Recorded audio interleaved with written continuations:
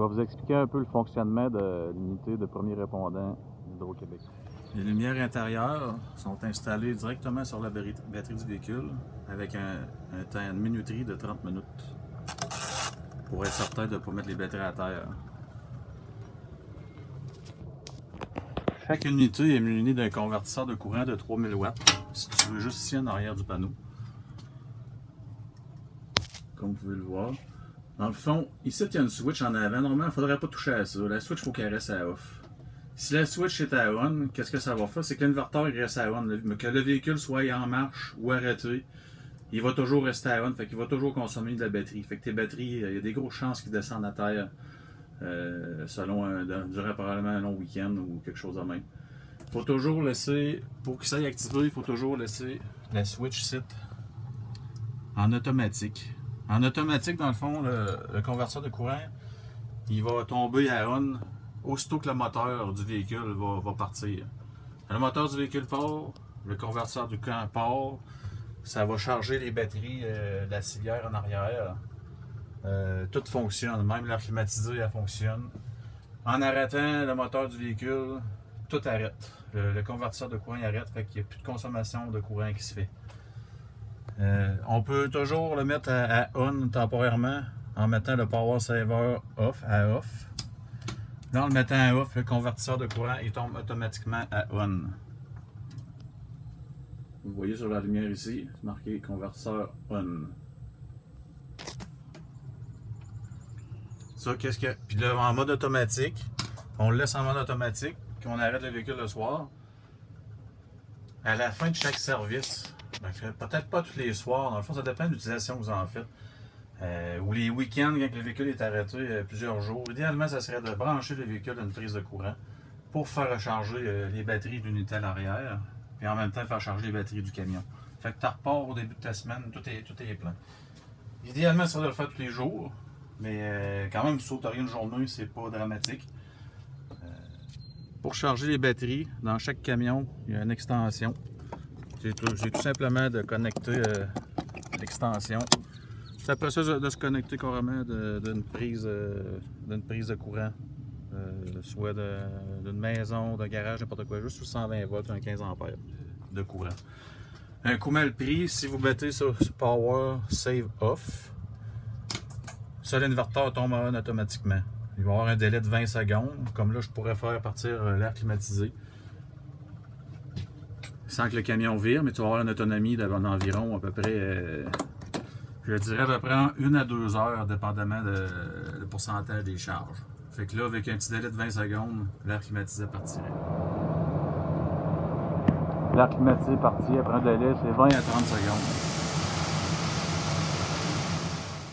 À l'intérieur, on voit les batteries. Ça, c'est les deux batteries qu'il y a dans l'unité.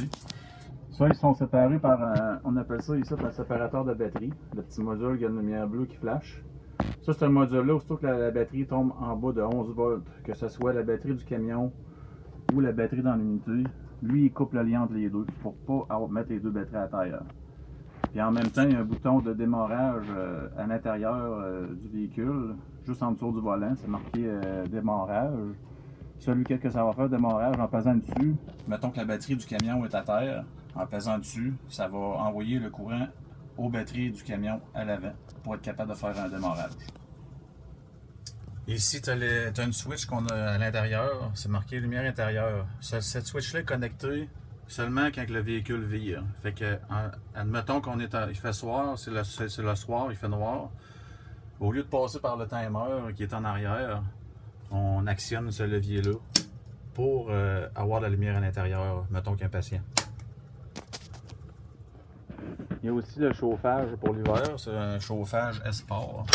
Le chauffage Esport, ça se trouve être cette petite boîte-là. Lui, dans le fond, il est connecté carrément sur la tank diesel du véhicule. Pour le partir, ben, c'est pas compliqué, on peut sur Power. On l'allume, puis normalement il va partir.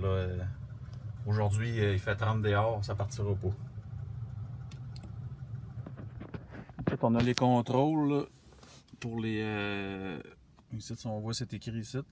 L'auxiliaire 1, c'est les phares anti-brouillard. L'auxiliaire 2, c'est toutes les lumières de scène tout le tour de l'unité en arrière, les côtés puis le derrière du camion. Puis l'auxiliaire 3, c'est le pressurisateur, lui, qui sert à mettre l'unité en arrière positive. Il ne faut pas qu'il rentre de poussière à l'intérieur. Tous les switches, ici, ils marchent. Quand on les active, c'est quand le camion ne vient pas, les lumières, ils allument. Mais il n'y a pas de courant qui s'en va, il n'y a pas de courant avec vos lumières, il n'y a pas de courant avec vos pressurisateurs. Il faut vraiment activer avec l'accessoire du camion pour que ça marche. Normalement, c'est de partir le véhicule. Idéalement, après que chaque service, quand vous arrêtez le moteur, idéalement, ça serait probablement de fermer les lumières pour être sûr qu'il n'y ait pas de consommation de courant. C'est fait de GM comme ça, il n'y a pas grand chose à faire. Pour faire marcher l'air climatisé sur un chantier, pour que l'air climatisé vire en arrière dans l'unité, idéalement, pour mettre les batteries à terre, il faudrait que le camion passerait en fast idle pour monter le RPM du moteur. De la manière qu'il se met, là, dans le fond, il faut mettre le brique à bras. Après ça, on appuie sur les deux boutons, le plus et le moins. Ensemble.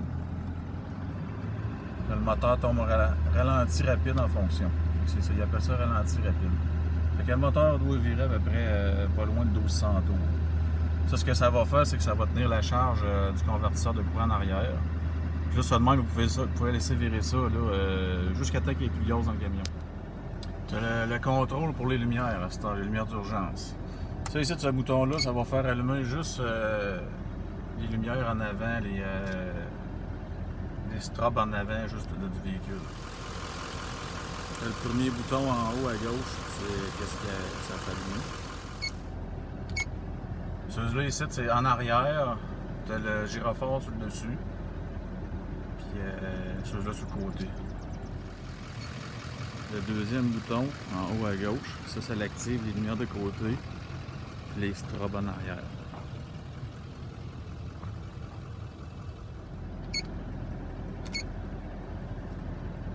Ça ici, tu as le chose à celui-là, tu as le gyrophare sur le dessus. Le troisième bouton à gauche, lui, il va faire activer juste le gyrophare qui est sur le dessus de l'unité.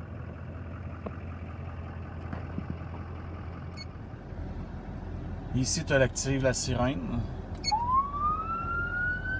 Une deuxième fois, le son va changer. Ça, lui, si on active ce bouton-là, ce que ça va donner, c'est que la sirène va être activée juste en pesant sur le klaxon ici.